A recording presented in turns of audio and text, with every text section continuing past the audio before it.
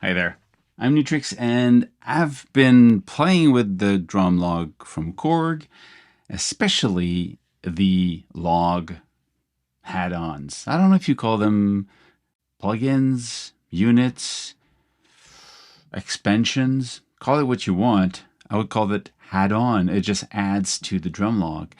Now, this one is really cool, is about sampling, because a lot of people who have the DrumLog, people who don't have it, might be because of one reason: the way the samples are controlled and the native sample tracks, meaning the tracks of cymbals, rim shots, clap, sample 1, sample 2. They're basically percussion samples. So you have an envelope with attack and decay, no sustain. So there's no way to play a longer sample, like a loop of a bass or a speech that is longer than just a couple of sounds, a couple of seconds, because it's really made to be a drum, so trigger percussive sounds. This log add-on for the DrumLog really answered this question: control over samples. Now, I thought that all of the SDK log creation were basically synthesizers, and I was wrong, which is good. This one is called LogPads. For me, the name was misleading because I thought it was a synthesizer optimized for making pads, synthesizer pads. It's not. The concept of pads here are related to the notion of having pads, like an MPC, to control samples. Before we go in deeper into this, we have basically 4 versions of the plugin, of the expansion. You can load them separately because they offer you separate controls. If you never had a log, I'll put the link below. You follow the link and then you download it. To load this, you need to press on record and hold it as you turn on the DrumLog. It will appear on your computer. In the case of the plugin, you're going to have to go into Unit, Synthesizer, and then you drag it in here. When this is done, you press on play, and then it loads back the normal DrumLog OS. Now, the other thing you need to know is how to control by MIDI the channel of the instrument you want to play. So to make it work, you connect your controller into the 2 device, and then you turn it on. So then now it will power this one. You see now there's power here. So now this one is sending on which channel? I don't know. Let's say shift 1. In this case, the way it's set up, if I go into shift live, so it's global, you're going to enter. It's in mode of channel 1. So everything I play at channel 1 are separate sounds. I'm playing these different sounds from bass drum to the multi as different sounds on the keys. But what I want is to have the entire keys here playing one single sound, which is the multi. So I'm going to have to change this, the channel 1, to a list of channels. I'm going to go with channel, I don't know, I can say 1 to 12. It means that bass drum is 1, 1, 2, 3, 4. So when you get to the multi, you're at channel 11. So I'm going to go here, changing this to channel 11.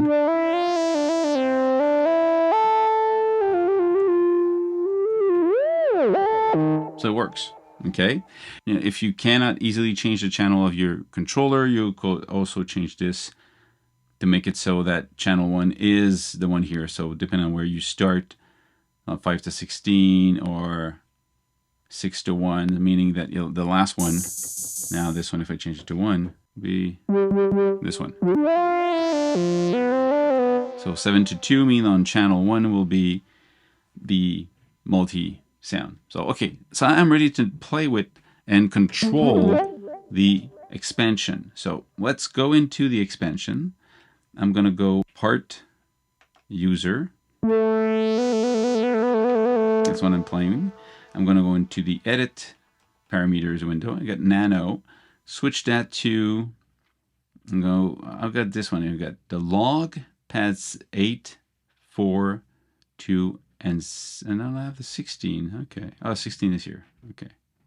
LogPads has 4 different versions. The logic is that there's a difference in the amount of polyphony. The 2, 4, 8, and 16 is the polyphony, is how many samples it can play at the same time, or separate sample it can have access to. And as you get more sample, you lose some other functions.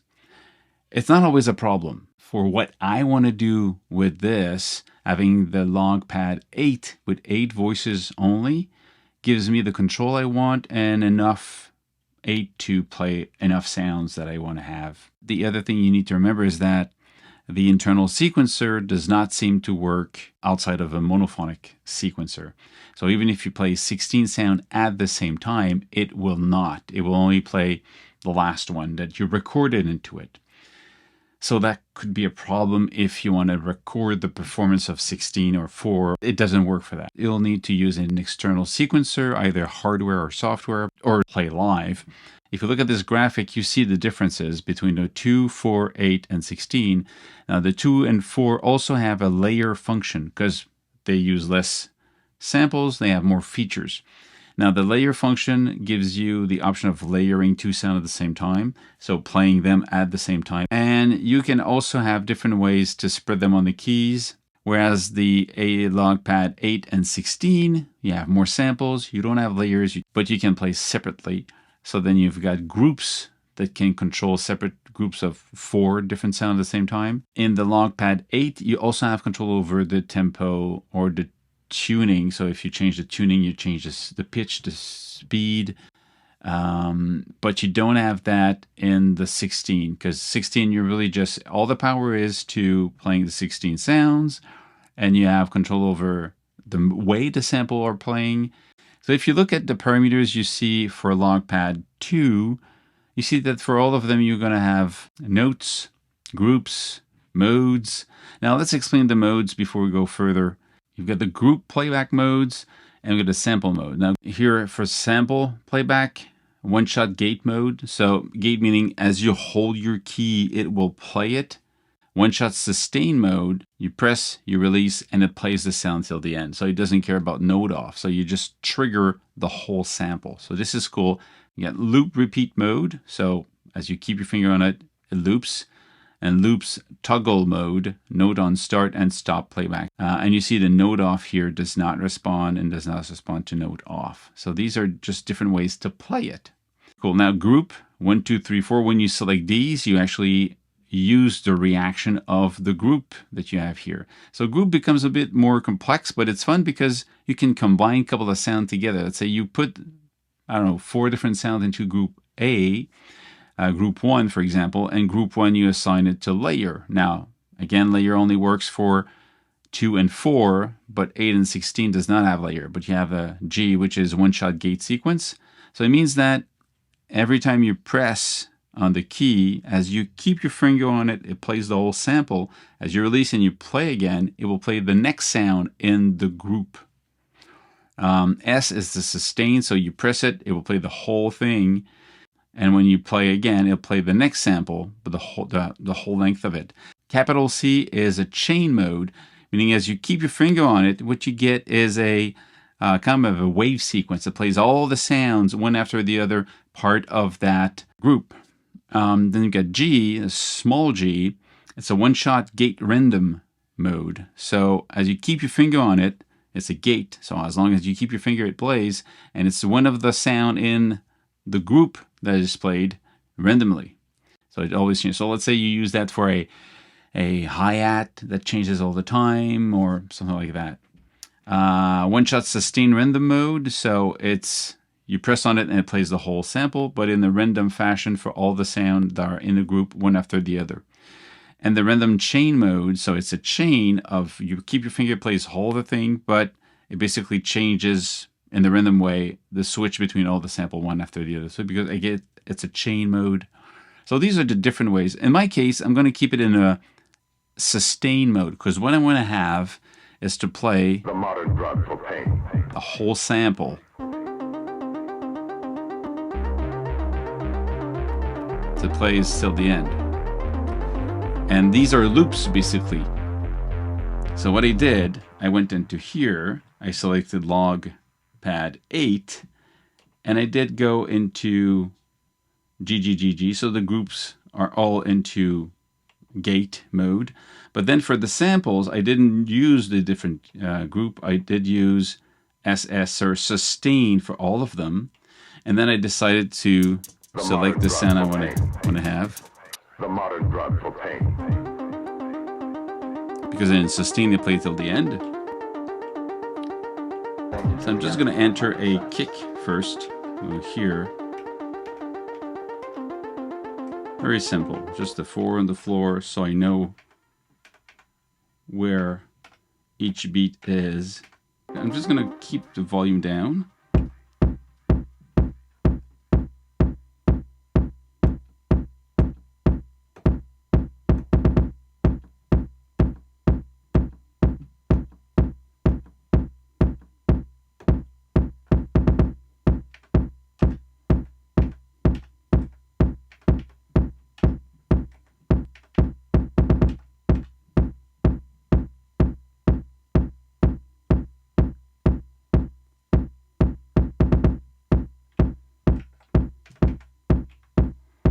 So now, if I go back into listen to it,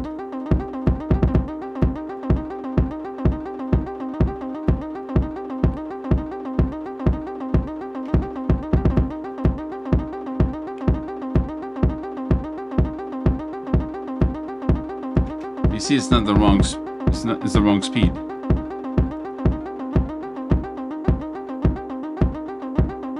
I'm just playing with the tempo. It's the right one. So I'm going to get rid of these.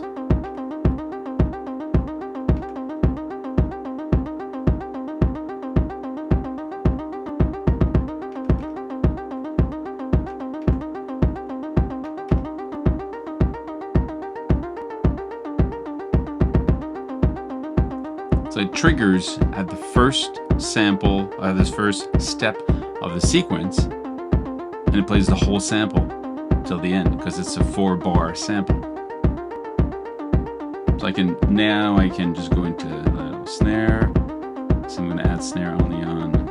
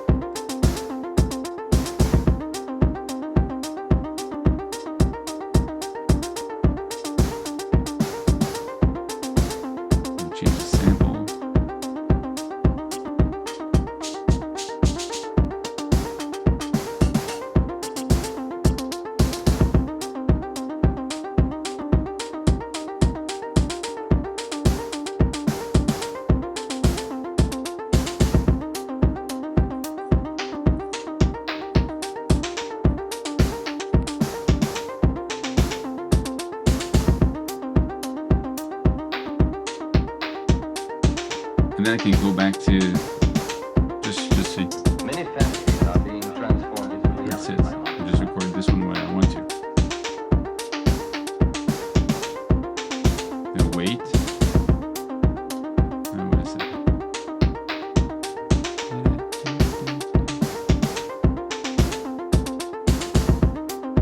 Many fantasies are being transformed into reality by modern science. Now, if I find that a sample is too high or low, I have in here the option of changing. Wait a second. Many fantasies are being transformed into reality by modern science. For each of them, I have a tuning, and of course I've got Many delay. fantasies are being transformed into reality. So this one is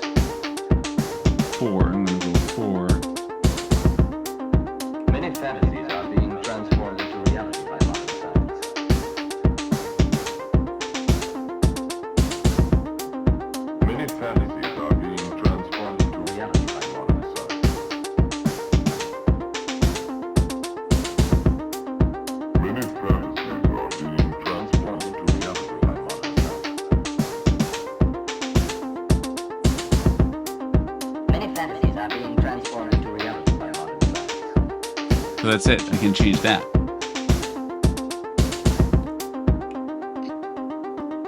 And of course, when you stop, it has to play till the end.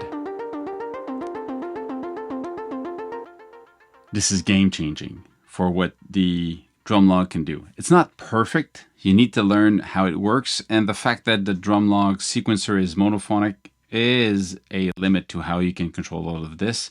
But this opens up really a lot of options. Of course, if we had these control on each of the sample, the internal sample, that'd be amazing. That'd be super great to have.